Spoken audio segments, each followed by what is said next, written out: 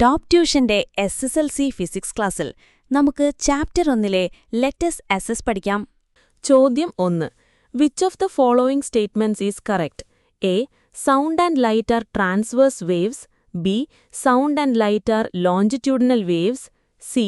Sound is a longitudinal wave and light is a transverse wave. D. Sound is a transverse wave and light is a longitudinal wave. ഇതിൽ ഏത് പ്രസ്താവനയാണ് ശരി? A. ശബ്ദവും പ്രകാശവും transverse waves ആണ്. B. ശബ്ദവും പ്രകാശവും ലോഞ്ചിറ്റ്യൂഡിനൽ വേവ്സ് ആണ്. സി. ശബ്ദം ലോഞ്ചിറ്റ്യൂഡിനൽ വേവും പ്രകാശം ട്രാൻസ്വേഴ്സ് വേവുമാണ്. ഡി.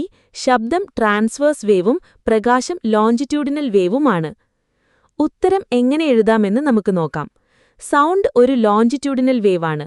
ലൈറ്റ് ഒരു ഇലക്ട്രോമാഗ്നറ്റിക് വേവാണ്. അതുപോലെ ഇലക്ട്രോമാഗ്നറ്റിക് വേവ്സ് ട്രാൻസ്വേഴ്സ് വേവ്സ് ആണ്. അതുകൊണ്ട് സൗണ്ട് ഒരു ലോഞ്ചിറ്റ്യൂഡിനൽ വേവും ലൈറ്റ് ഒരു ട്രാൻസ്വേഴ്സ് വേവുമാണ് എന്ന സ്റ്റേറ്റ്മെന്റാണ് കറക്റ്റ്. അതുകൊണ്ട് ഉത്തരം ഇതാണ്. C. Sound is a longitudinal wave and light is a transverse wave. ചോദ്യം 2. The upper limit of frequency of sound that a bat can hear is 120 kHz. If so, what is the maximum wavelength of sound it can hear? Consider the speed of sound as 350 m/s. ഒരു ബാറ്റിന് കേൾക്കാൻ കഴിയുന്ന ഉയർന്ന frequency 120 kHz ആണ്. അങ്ങനെയാണെങ്കിൽ അതിന് കേൾക്കാൻ കഴിയുന്ന ഉയർന്ന വേവ്ലെങ്ത് എത്രയാണ്? സൗണ്ടിന്റെ സ്പീഡ് 350 m/s ആയി എടുക്കുക. ഉത്തരം എങ്ങനെ എഴുതാമെന്ന് നമുക്ക് നോക്കാം. ഒരു വേവിന്റെ സ്പീഡ് എന്നത് അതിന്റെ വേവ് ലെങ്തിന്റെയും ഫ്രീക്വൻസിയുടെയും പ്രോഡക്റ്റാണ്. ഇത് v=f λ എന്ന ഫോർമുല വെച്ച് എഴുതാം. നമുക്ക് സ്പീഡ് 350 m/s എന്നും ഫ്രീക്വൻസി 120 kHz എന്നും തന്നിട്ടുണ്ട്. ഇത് 1,20,000 Hz ആണ്. ഫോർമുല മാറ്റി എഴുതുമ്പോൾ നമ്മൾ 350 m/s-നെ 120,000 Hz കൊണ്ട് ഡിവൈഡ് ചെയ്യുന്നു. ഈ കാൽക്കുലേഷൻ ചെയ്യുമ്പോൾ വേവ് ലെങ്ത് 0.0029 മീറ്റർ എന്ന് കിട്ടും. അതുകൊണ്ട് ഉത്തരം ഇതാണ്, 0.0029 metre.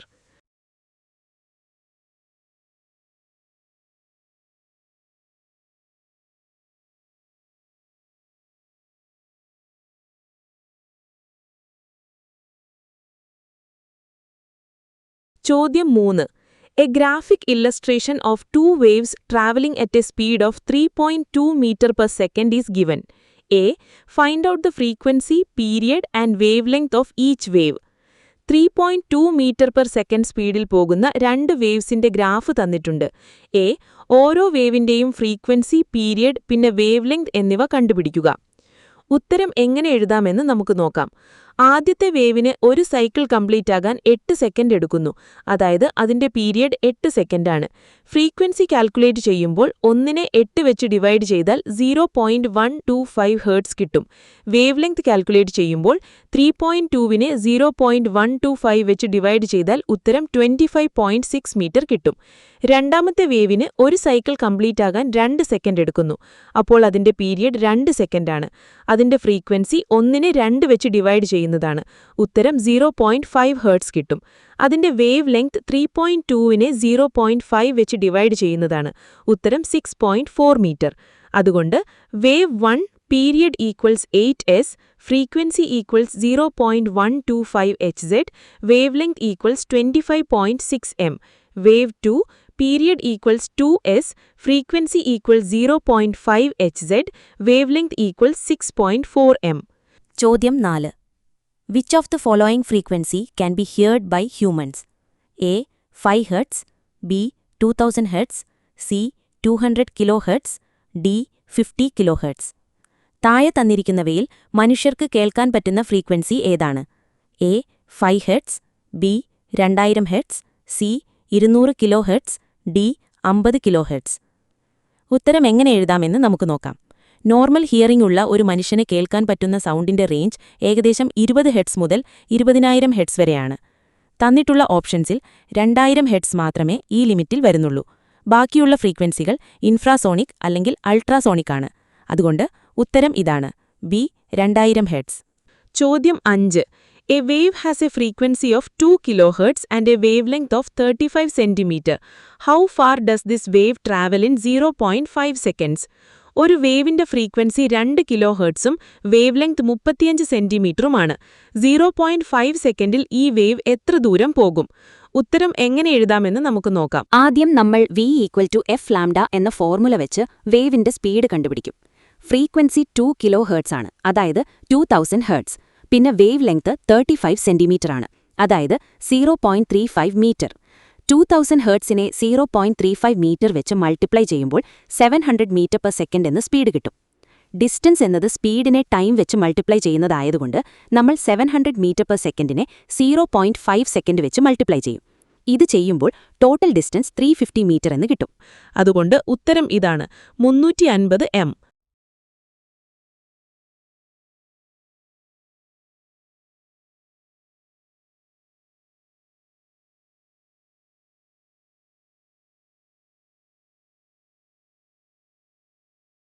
What is the frequency of a wave that produces 50 crests and 50 troughs in 0.5 seconds? 0.5 സെക്കൻഡിൽ 50 ക്രെസ്റ്റും 50 ട്രഫും ഉണ്ടാക്കുന്ന ഒരു വേവിന്റെ ഫ്രീക്വൻസി എത്രയാണ്? ഉത്തരം എങ്ങനെ എഴുതാമെന്ന് നമുക്ക് നോക്കാം. ഒരു ട്രാൻസ്വേഴ്സ് വേവിന്റെ ഒരു സൈക്കിളിൽ ഒരു ക്രെസ്റ്റും ഒരു ട്രഫും ഉണ്ടാകും. അതുകൊണ്ട് 50 ക്രെസ്റ്റും 50 ട്രഫും എന്നത് 50 കംപ്ലീറ്റ് സൈക്കിൾസ് ആണ്. ഒരു സെക്കൻഡിൽ ഒരു പോയിന്റിലൂടെ പാസ് ചെയ്യുന്ന സൈക്കിൾസിന്റെ എണ്ണമാണ് ഫ്രീക്വൻസി. 0.5 സെക്കൻഡിൽ 50 സൈക്കിൾസ് ഉണ്ടായാൽ നമ്മൾ 50യെ 0.5 വെച്ച് ഡിവൈഡ് ചെയ്ത് ഒരു സെക്കൻഡിലെ സൈക്കിൾസിന്റെ എണ്ണം കണ്ടുപിടിക്കും. ഈ കാൽക്കുലേഷൻ ചെയ്യുമ്പോൾ ഫ്രീക്വൻസി 100 ഹെർട്സ് എന്ന് കിട്ടും. അതുകൊണ്ട് ഉത്തരമിതാണ്, 100 Hz.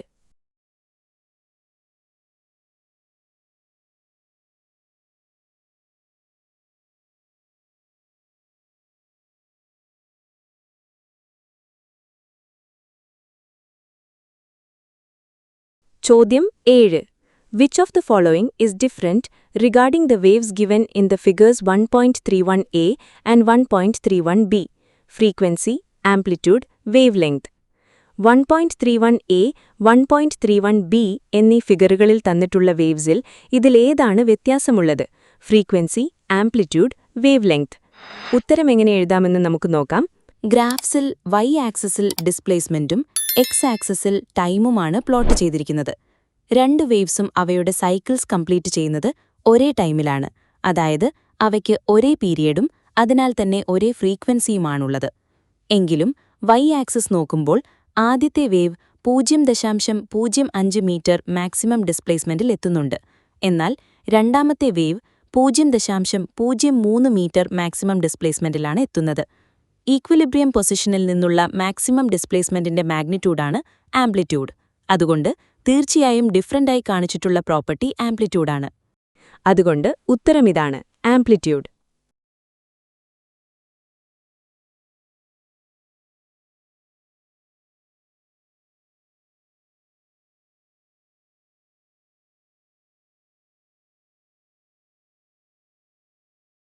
ചോദ്യം 8. The distance between two adjacent troughs of a transverse wave is 2 meter. Find the frequency if its speed is 20 meter per second. ഒരു ട്രാൻസ്വേഴ്സ് വേവിന്റെ അടുത്തടുത്തുള്ള രണ്ട് ട്രഫ്സ് തമ്മിലുള്ള ദൂരം 2 മീറ്റർ ആണ്. അതിന്റെ സ്പീഡ് 20 മീറ്റർ പെർ സെക്കൻഡ് ആണെങ്കിൽ ഫ്രീക്വൻസി കണ്ടുപിടിക്കുക. ഉത്തരം എങ്ങനെ എഴുതാമെന്ന് നമുക്ക് നോക്കാം. അടുത്തടുത്തുള്ള രണ്ട് ട്രഫ്സ് തമ്മിലുള്ള ദൂരത്തിനെയാണ് ട്രാൻസ്വേഴ്സ് വേവിന്റെ വേവ് ലെങ്ത് എന്ന് പറയുന്നത്. അതായത് വേവ് ലെങ്ത് 2 മീറ്റർ ആണ്. സ്പീഡ്, ഫ്രീക്വൻസി പിന്നെ വേവ് ലെങ്ത് തമ്മിലുള്ള റിലേഷൻ ആ ഫോർമുല വെച്ച് പറയാം. ഫ്രീക്വൻസി കണ്ടുപിടിക്കാൻ നമ്മൾ 20 മീറ്റർ പെർ സെക്കൻഡ് സ്പീഡിനെ 2 മീറ്റർ വേവ് ലെങ്ത് വെച്ച് ഡിവൈഡ് ചെയ്യും. ഈ കാൽക്കുലേഷൻ ചെയ്യുമ്പോൾ ഫ്രീക്വൻസി 10 ഹെർട്സ് എന്ന് കിട്ടും. അതുകൊണ്ട് ഉത്തരമിതാണ്, 10 Hz.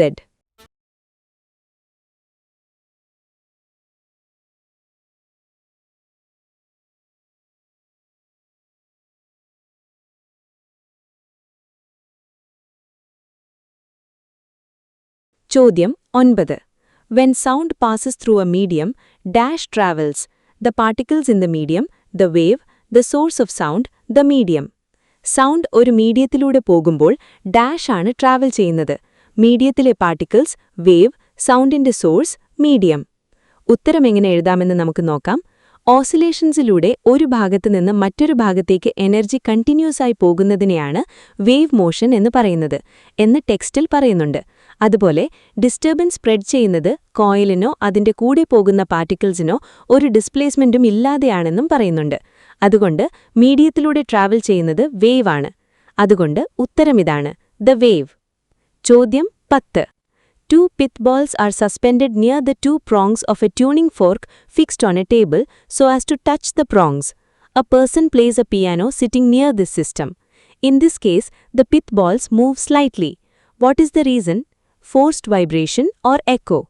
While playing certain notes on the piano, the pith balls are thrown to a maximum distance. Which phenomenon is responsible for this? Reverberation or resonance? ഒരു ടേബിളിൽ fix ചെയ്ത tuning ഫോർക്കിന്റെ 2 പ്രോങ്സിനടുത്ത് അത് മുട്ടുന്ന രീതിയിൽ 2 പിത്ത് ബോൾസ് തൂക്കിയിട്ടിട്ടുണ്ട്. ഒരാൾ ഇതിനടുത്തിരുന്ന് ഒരു പിയാനോ വായിക്കുന്നു. A. ഈ കേസിൽ പിത്ത് ബോൾസ് ചെറുതായിട്ട് അനങ്ങുന്നുണ്ട്. ഇതിന്റെ കാരണമെന്താണ്? ഫോഴ്സ്ഡ് വൈബ്രേഷൻ അല്ലെങ്കിൽ എക്കോ. ബി. പിയാനോയിൽ ചില നോട്ട്സ് വായിക്കുമ്പോൾ പിത്ത് ബോൾസ് ഏറ്റവും ദൂരത്തേക്ക് തെറിച്ചുപോകുന്നു. ഇതിന് കാരണമായ ഫിനോമിനൻ ഏതാണ്? റിവർബറേഷൻ അല്ലെങ്കിൽ റെസനൻസ്. ഉത്തരമെങ്ങനെ എഴുതാമെന്ന് നമുക്ക് നോക്കാം.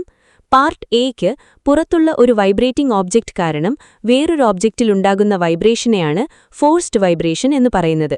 ഇതാണ് ആദ്യത്തെ ചെറിയ അനക്കത്തിന് കാരണം. പാർട്ട് ബിക്ക് ഫോഴ്സിംഗ് ഓബ്ജക്റ്റിന്റെയും ഫോഴ്സ്ഡ് ഓബ്ജക്റ്റിന്റെയും നാച്ചുറൽ ഫ്രീക്വൻസി തുല്യമാണെങ്കിൽ അവ റെസനൻസിലാണെന്ന് പറയാം. റെസനൻസിലുള്ള ഓബ്ജക്ട്സ് മാക്സിമം ആംപ്ലിറ്റ്യൂഡിൽ വൈബ്രേറ്റ് ചെയ്യും. ഇതുകൊണ്ടാണ് ബോൾസ് ദൂരത്തേക്ക് തെറിച്ചുപോകുന്നത്. അതുകൊണ്ട് ഉത്തരമിതാണ്, A. Forced vibration, B. Resonance.